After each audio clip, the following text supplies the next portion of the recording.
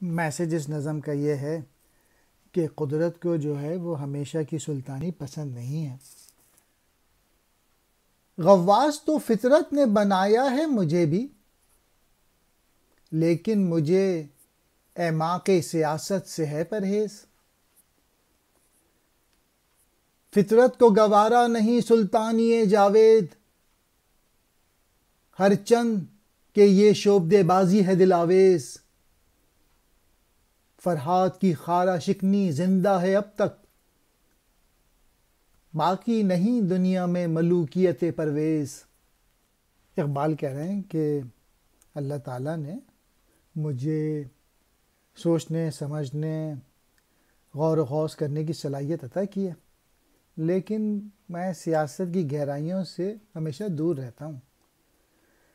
اور ایک بات یہ بھی جانتا ہوں کہ قدرت کو جو ہے وہ سلطانی پسند نہیں ہے، گو کہ یہ شعبدے بازی جو ہے وہ دل کو بہت اچھی لگتی ہے۔ یعنی حکمران بننا لگتا تو بہت ہی اچھا ہے، لیکن قدرت جو ہے اسے باقی نہیں رکھتی۔ یہ بہت ٹیمپریری چیز ہے جو کوئی وزیر اعلیٰ، وزیر اعظم یا کوئی وزیر بنتا ہے یا سلطان بنتا ہے۔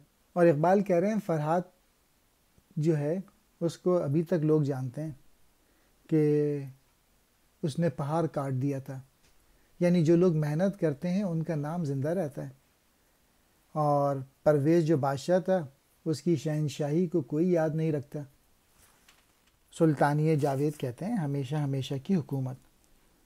غواص غوطہ خور، اعماق سیاست سیاست کی گہرائیاں، گوارا پسند ہر چند اگرچہ، شعبدے بازی جادوگری دھوکہ دینے والا کھیل، دل آویز دل کو بھانے والی۔